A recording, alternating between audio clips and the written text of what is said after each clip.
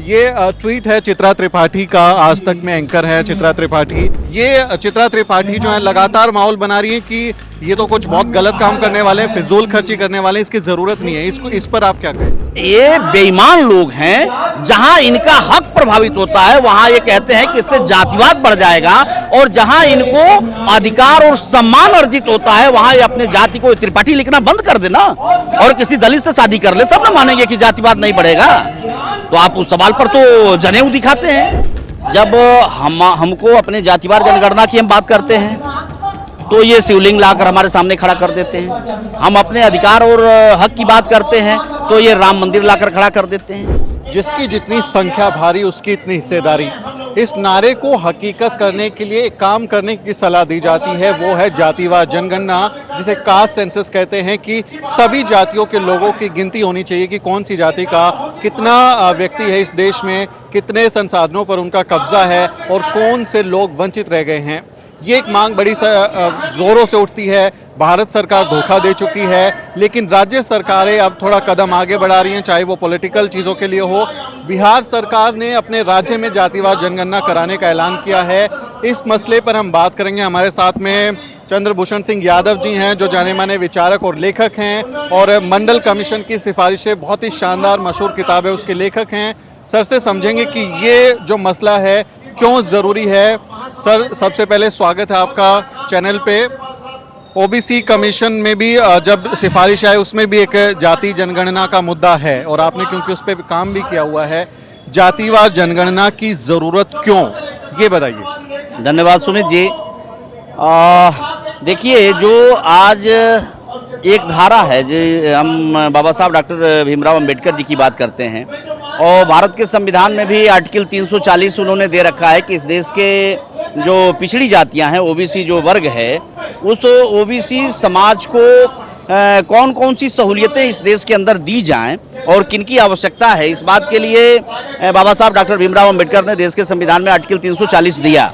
और जब उसके लिए 340 का कंप्लायंस हो, इसके लिए काका कालेलकर आयोग बना, लेकिन काका कालेलकर आयोग को पंडित नेहरू ने रद्दी की टोकरी में डाल दिया। बाद के दिनों में 1977 में जब जनता पार्टी की सरकार बनी तो फिर उसकी मांग उठी कि काका कालेलकर आयोग की रिपोर्ट को लागू किया जाए, उसे प्राचीन हो गया, पुराना हो गया, हाँ, ये सारी बातें कह करके, और उसको जो है दरकिनार कर दिया गया।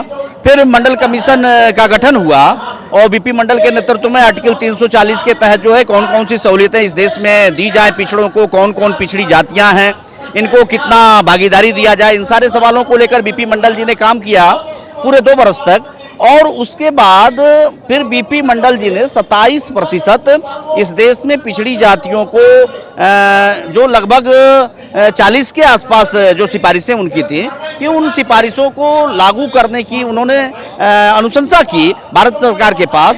लेकिन अब वो 27% ही उन्होंने किया, इसलिए कि कल को सुप्रीम कोर्ट में इस बात को लेकर के मामला फंस सकता है कि इनकी आबादी का लेखा जोखा कोई नहीं है। तो 1921 में जनगणना हुई थी, जिसमें जातिवार जनगणना हुई थी, उसके हिसाब से लगभग 52% पिछड़ी जातियां थी। तो चूंकि पिछड़ों का कोई आकलन तो हुआ नहीं था, जिन जातियों को रखा बीपी मंडल ने मंडल कमीशन में, उन जातियों को जोड़कर ऐसा माना गया कि 52, लेकिन उसको सुप्रीम कोर्ट या हमारे देश की जो सरकार है वो नहीं मानती है। 27% रखा गया, इस पर भी विवाद हुआ, सुप्रीम कोर्ट में मामला चला, इंदिरा साहनी केस चला। लेकिन आज जो हमारे देश का जो संविधान कहता है कि जिसकी जो आबादी है उस अनुपात में उसको इस देश के जो संसाधन हैं उनका बंटवारा किया जाए, तो इसका अब कोई निश्चित पैमाना नहीं है कि इस देश में अदर बैकवर्ड क्लास कितने हैं।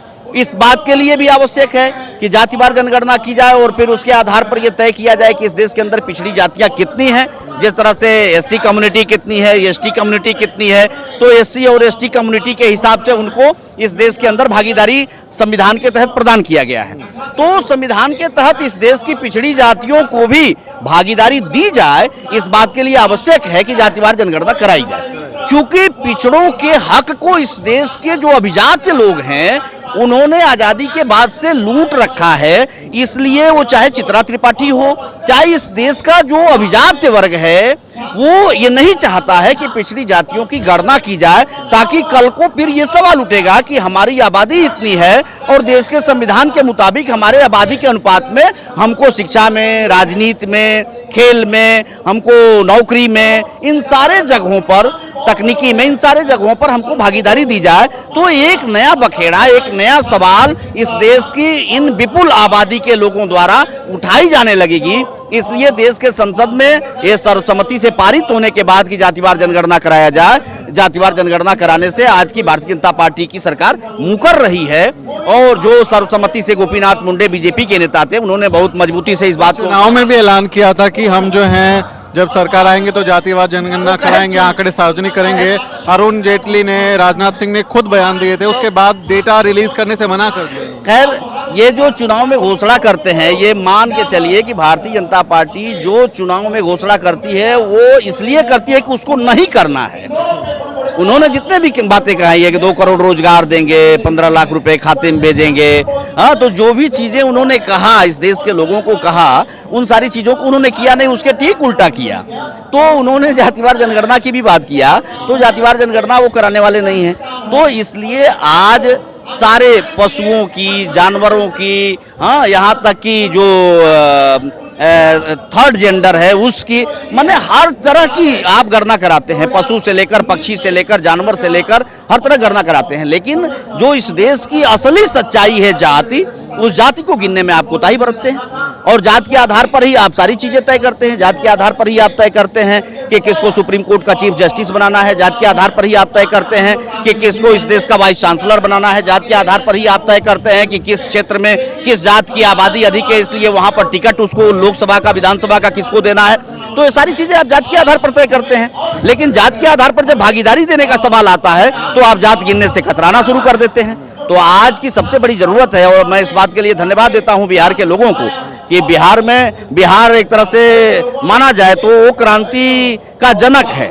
चाहे वो इमरजेंसी की लड़ाई हुई, हाँ, उसकी लड़ाई भी बिहार ने ही लड़ने का काम किया। मंडल कमीशन की लड़ाई को भी अगर लीड किसी ने किया तो बिहार ने ही किया, और जातिवार जनगणना की लड़ाई को भी अगर लीड कर रहा है बिहार, और उसके पहले बुद्धिज्म को भी बिहार नाम ही महामना बुद्ध के कॉन्सेप्ट से बिहार शब्द ही है, हाँ, इसलिए कि वहाँ पर सबसे अधिक बिहार थे और वहीं पर ज्ञान की प्राप्ति भी महामना बुद्ध को ही।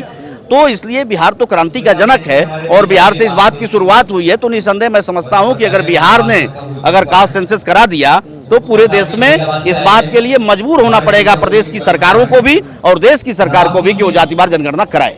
लेकिन बिहार सरकार नीतीश कुमार नरेंद्र मोदी के सहयोगी हैं, मिलकर सरकार चला रहे हैं। बात हुई थी पूरे देश में केंद्रीय एजेंसी जो है वो जातिवार जनगणना कराए, उसके आंकड़े सार्वजनिक हो। एक राज्य का जो जातिवार जनगणना होगी वो देश की जनगणना से कैसे अलग है, और उसका कुछ फायदा होगा क्या? नहीं, उसका फायदा तो यही, जैसे अब जो प्रदेश सरकार के जो संसाधन है, जैसे सबसे पहले देश में ओबीसी के लिए कर्पूरी ठाकुर ने ही आरक्षण लागू किया था, तो वो एक नजीर बना कि बिहार में सबसे पहले 15/4, 16/4 और 340 इसको लेकर के जो एक भारत के संविधान में था कि प्रदेश सरकार चाहे तो अपने तय ओबीसी समूह की गणना करके या ओबीसी को अपने संसाधनों में भागीदारी देने का, तो सबसे पहले इस देश में कर्पूरी ठाकुर ने ओबीसी को आरक्षण देने का काम किया। तो अगर सबसे पहले कास्ट सेंसस कराने का काम बिहार करता है तो कल को ये नजीर इस देश के लिए बनेगा, और उस आधार पर बाकी प्रदेश सरकारों को भी पिछड़ी जातियों दबाव, हाँ, प्रेशर ग्रुप बनेगा ये, और वो बाकी प्रदेश की सरकारों को भी और देश की सरकार को भी इस बात के लिए पिछड़ी जातियां प्रेशराइज करेंगी कि अगर बिहार की सरकार करा सकती है तो फिर दूसरी सरकारें और केंद्र की सरकार क्यों नहीं करा सकती है। मीडिया की भी बात कर लेते हैं। इस मसले पर मीडिया की तरफ से ऐसा माहौल बनाया जा रहा है कि अगर जातिवार जनगणना हो गई तो बहुत कुछ खराब हो जाएगा, बहुत देश का नुकसान हो जाएगा। ये ट्वीट है चित्रा त्रिपाठी का, आज तक में एंकर है चित्रा त्रिपाठी। वो ट्वीट मैं पढ़ के आपको सुनाता हूँ, फिर आपकी प्रतिक्रिया लूंगा। ये ट्वीट में चित्रा त्रिपाठी लिखती हैं कि बिहार सरकार जातीय जनगणना पर 500 करोड़ खर्च करने जा रही है। बिहार में बाढ़ पर रिपोर्टिंग के दौरान एक दलित बस्ती में गई थी, बड़ी मुश्किल से 2 से 5 लाख तक कमा कर या उधार लेकर वहां के गांव वालों ने अपना घर बनाया था। बाढ़ सब बहा ले गई, सरकार ने उनको मुआवजा दिया 6000 रुपए। ये इनका ट्वीट है। इसके अलावा आप देखेंगे तो अभी बिहार में एक परिवार ने गरीबी के चलते, भुखमरी के चलते सुसाइड कर ली, और उस पर भी वो लिखती हैं इनकी जाति जनगणना कैसे कराएंगे। ये चित्रा त्रिपाठी जो है लगातार माहौल बना रही है कि ये तो कुछ बहुत गलत काम करने वाले हैं, फिजूल खर्ची करने वाले हैं, इसकी जरूरत नहीं है। इसको इस पर आप क्या कहेंगे? आप लोगों के मीडिया को छोड़ दिया जाए तो जिसको मेन स्ट्रीम मीडिया हम कहते हैं वो तो पूरा का पूरा अभिजात्य पोषित है और वो कभी नहीं चाहते हैं कि इस देश की जो 85% आबादी है, कांसीराम साहब ने स्पष्ट कहा था मनी माफिया और मीडिया, हाँ, तो ये तीनों हमारे नहीं हैं।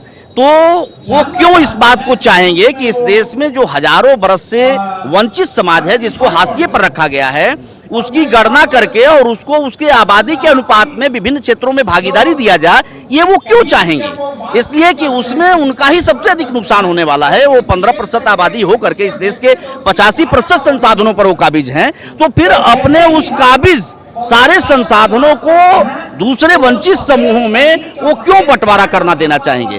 तो इसलिए वो ऐसे सवाल उठाएंगे ही कि जिससे लोगों को लगे कि नहीं, इनका सवाल वाजिब है और ये 500 करोड़ रुपए, हाँ, काफी नुकसान हो रहा है। उनसे ये कहा जाए कि तुम ये सवाल क्यों नहीं उठाते कि पूरी दुनिया में हमारे देश के प्रधानमंत्री घूम रहे हैं और खरबों रुपए खर्च कर रहे हैं और उसका 1 रुपया हमारे देश को वापस नहीं मिल रहा है। कोई हमारे देश में दुनिया का देश आकर के यहाँ पर अपना उद्योग धंधा नहीं बिठा रहा है, कोई दूसरे हमारे लाभ नहीं हो रहे सिवाय उनके घूमने के और सिवाय अपने आप को प्रचारित करने के, बाकी उसका क्या लाभ है? आखिर ये सवाल तो उस पर भी उठना चाहिए ना कि आप क्यों भी उसका दौरा कर रहे हैं और अरबों रुपए खर्च कर रहे हैं। इस पर भी सवाल उठना चाहिए कि आज खरबों रुपए इन टीवी चैनलों को और न्यूज एजेंसियों को विज्ञापन में भारत की सरकार अपने आप को प्रचारित करने के लिए और चमकाने के लिए क्यों खर्च कर रही है? एक तरह की रिश्वत है। हाँ, तो उसको भी तो इन क्षेत्रों में खर्च किया जा सकता है। 500 करोड़ रुपए पर आप सवाल उठा रहे हैं और हजारों करोड़ रुपए इस देश के उद्योगपतियों के हजारों करोड़ रुपए आप माफ कर देते हैं। बैंकों में जो लोन है, आप उस पर सवाल नहीं उठाते हैं। आप सवाल उस मुद्दे पर उठाते हैं जिस मुद्दे से इस देश के वंचितों को हक और अधिकार मिलने वाला है। तो ये हकमार लोग हैं, ये गरीबों के, इस देश के वंचितों और शोषितों का हक लूटने वाले लोग हैं। इसलिए इनको ये सारी बातें अच्छी नहीं लगती हैं जिससे इस देश के वंचित समाज को कुछ प्राप्त होता हो। चित्रा त्रिपाठी जैसे जो लोग हैं और जो उनके जैसे पत्रकार हैं, वो लोग कह रहे हैं कि अगर जातिवाद जनगणना होती है तो इससे जातिवाद और बढ़ेगा। आपको लगता है ऐसा? तो जातिवाद कहाँ इस देश में कम है? जाति तो अपने आप ही बड़ी, आप मंदिर में महंत नहीं बन सकते और आप लगातार आप भी लिखते हैं, मेरा भी आर्टिकल लगातार छपता है, जाति है कि जाति नहीं। मूंछ रखने के लिए किसी जाति का आदमी अगर मूंछ रख लिया, किसी जात का आदमी अगर जूता पहन लिया, किसी जात का आदमी अगर घोड़ी पर बैठ गया, किसी जात का आदमी अगर तालाब से पानी पी लिया, आज की तारीख में भी किसी जात का आदमी घड़े को छू लिया, मास्टर और प्रोफेसर इस तरीके का जातिवाद करते हैं कि घड़े से और गिलास से पानी पीने के लिए आपस में मारपीट होती है, उत्पीड़न होता है। तो इस देश में जाति खत्म कहाँ है? जाति तो पूरे उफान पर है। तो इसलिए ये बेईमान लोग हैं, जहां इनका हक प्रभावित होता है वहां ये कहते हैं कि इससे जातिवाद बढ़ जाएगा और जहां इनको अधिकार और सम्मान अर्जित होता है वहां ये अपने जाति को त्रिपाठी लिखना बंद कर देना और किसी दलित से शादी कर ले, तब ना मानेंगे कि जातिवाद नहीं बढ़ेगा। तो आप उस सवाल पर तो जनेऊ दिखाते हैं। तो ये बेईमान लोग हैं, हकमार लोग हैं। बहुजन समाज के लिए आखिरी सवाल मेरा, उनको क्या संदेश देंगे कि जो माहौल बनाया जा रहा है मंदिर मस्जिद का, ज्ञानव्यापी में शिवलिंग ढूंढना, इन सब में उलझाने के लिए एक पूरा षड्यंत्र होता है, तो अपने समाज को आप कैसे समझाएंगे कि ये छोड़ के जातिवाद, जनगणना, हिस्सेदारी, भागीदारी, ऐसे मसलों पर हमें काम करना चाहिए, फालतू के कामों पर नहीं? क्या संदेश देंगे? जी बिल्कुल, ये जब हमको अपने जातिवाद जनगणना की हम बात करते हैं तो ये शिवलिंग लाकर हमारे सामने खड़ा कर देते हैं। हम अपने अधिकार और हक की बात करते हैं तो ये राम मंदिर लाकर खड़ा कर देते हैं। लेकिन राम मंदिर और काशी ज्ञानवापी से इस देश के बहुजनों का न रोटी चलना है, न रोजगार मिलना है, न उनकी शैक्षिक उन्नति होनी है। तो इस देश का बहुजन समाज आखिर मंदिर से या किसी ऐसे संस्थान से किनका पेट भरेगा? जो पंडे हैं, जो पुरोहित हैं। इस देश के बहुजन समाज की रोटी नहीं चलने वाली है। वो बहुत सारे लोगों की आस्था के सवाल हो सकते हैं, मैं उस पर कोई बात नहीं करता, लेकिन आस्था से हमारा पेट नहीं भर सकता है। और इस देश के बहुजनों की जो सबसे बड़ी समस्या है वो रोजी और रोटी की समस्या है। आज महंगाई मुंह बाए खड़ी है, आज बेरोजगारी मुंह बाए खड़ी है, आज शिक्षा का इंतजाम इस देश के गरीबों के लिए नहीं है। तो जो हमारे देश ने कहा है कि इस देश के लोगों को मुफ्त शिक्षा मिले, इस देश के लोगों को रोजगार मिले, इस देश के लोगों को भोजन का इंतजाम सस्ता और सुलभ हो, तो इन सारी चीजों पर बात होनी चाहिए। लेकिन जो असफल सरकारें होती हैं, वो असफल सरकारें रोजी रोटी, महंगाई, रोजगार, शिक्षा, इन सारी चीजों से ध्यान हटाने के लिए इस देश के बहुसंख्यक समाज को धर्म की तरफ मोड़ते हैं। और यही साजिश इस देश के अंदर, महंगाई आज अपने चरम सीमा पर है, बेरोजगारी अपने चरम सीमा पर है, रुपए की कीमत जो है लगातार घट रही है। जो मोदी जी कहते थे कि जो नालायक लोग होते हैं और नालायक सरकारें होती हैं, उन्हीं के जमाने में रुपए की कीमत घटती है। मालदीव का, नेपाल का और बांग्लादेश का और मालदीव का, इन देशों का, बर्मा का, इन देशों का नोट हमारे नोट से जो है आज गिर चुका है। तो आज हर मोर्चे पर फेल लो, एक केवल चीज बचा हुआ है, धर्म और मंदिर मस्जिद और शिवलिंग और ऐसी चीजें, इन चीजों में उलझा करके हमारे समाज को गुमराह कर रहे हैं। जबकि इस देश के बहुजनों की जो असली समस्या है वो शिक्षा है, वो रोजगार है और वो भूख है। और इस पर ही हमारे समाज को ध्यान देना चाहिए। ये जो दूसरी चीजें बता रहे हैं उससे हमारे समाज का भला नहीं होना है। बहुत बहुत शुक्रिया बात करने के लिए। तो ये तो चंद्रभूषण सिंह यादव जी, जिनका साफ साफ कहना है कि हमें रोजी रोटी, हिस्सेदारी, भागीदारी, जातिवाद जनगणना, रिजर्वेशन, ऐसे मसलों पर काम करना है, ना कि फालतू के मसलों पर। और जो जहर उगलने वाली मीडिया है उससे भी आपको सावधान रहने की जरूरत है। यादव जी ने जो बातें बताई जातिवाद जनगणना के बारे में, उस पर आपकी क्या राय है कमेंट में जरूर लिखें और हमारे चैनल को सब्सक्राइब करना ना भूलें। अगले किसी वीडियो में मुलाकात होगी दोस्तों।